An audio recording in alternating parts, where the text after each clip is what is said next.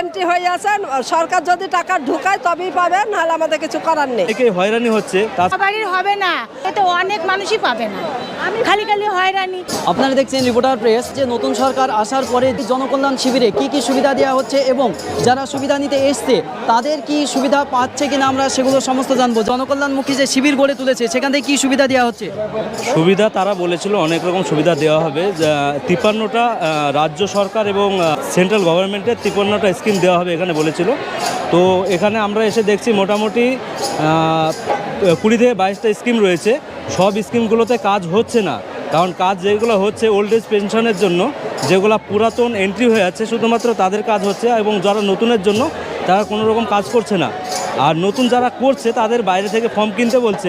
এবার অনলাইনে ফর্ম কিনতে গেলে কিংবা ডাউনলোড করতে গেলে সেই যেটা টিএমসির আমলে যে ফর্ম, সেই ফর্মটাই দেওয়া হচ্ছে, নতুন কোনো ফর্ম আপলোড তারা করেনি। এবং এইরকম অনেক সমস্যা যেগুলো হয়তো যুবশক্তি বলেছিল কয়েকজন, তো যুবশক্তি হচ্ছে না এখানে। তারপরে আপনার পিএম কিষাণের জন্য বলছে যে 2019 সালের আগে যাদের রেকর্ড করা হয়েছে তাদের শুধুমাত্র দেওয়া হবে। এবার যদি বাবার যদি তার রেকর্ড থাকে তাহলে তারা পেয়ে যাবে।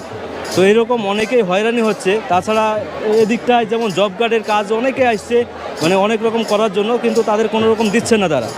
বয়স্ক ভাতা থেকে শুরু করে জমির মিউটেশন রেকর্ড করবে বলে কিংবা পিএম কিষাণের ফর্ম ফিল আপ করবে বলে অনেকে এসেছে, কিন্তু কোনো কাজ হচ্ছে না। স্বাস্থ্যসাথী পরিবর্তে যে আয়ুষ্মান ভারত যে শুরু করা, সেই ফর্মটা কি নতুন করে বা কোনো ফর্ম দেওয়া হচ্ছে?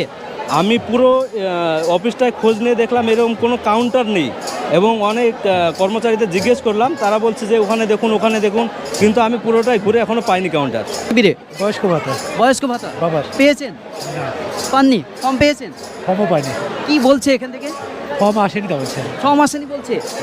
হয়রানি তো মনে হচ্ছে। কি ফর্মের জন্য? ফর্ম না, জব কার্ড। জব কার্ড নাম পেয়েছেন? ফর্ম পেয়েছেন? না না, যাই এখনো পাইনি, খুঁজি।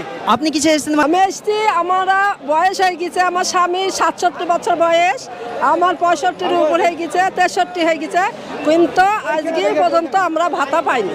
ভাতা পাননি? না। 15 বছর কেটে গেল। আপনার এন্ট্রি হয়ে আছেন, সরকার যদি টাকা ঢুকায় তবেই পাবেন, নাহলে আমাদের কিছু করার নেই। আপনার এন্ট্রি হয়ে আছেন, সরকার যদি টাকা ঢুকায় তবেই পাবেন, নাহলে আমাদের কিছু করার নেই। কিন্তু আজকে যে ফর্মের জন্য এসেছেন, ফর্ম কি পেয়েছেন? ফর্ম পাইনি। শিবিরে গেলে কি বলছে?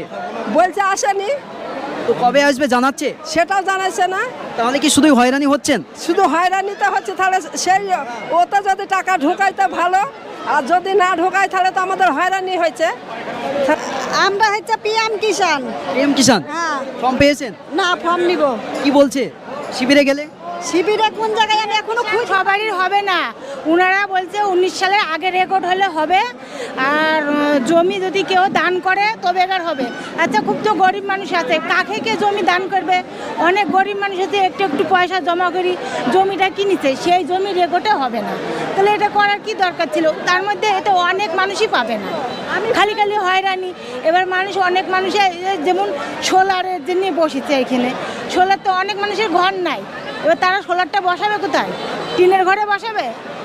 আমাদের নামই নাই ঘরের, 4-5 বার ঘরের জন্য জমা দিয়েছি, একবারও ঘরের নাম ফিল আপ করতে হবে, জমা দেওয়ার পরে হবে কি হবে না তো কোনো গ্যারান্টি নাই।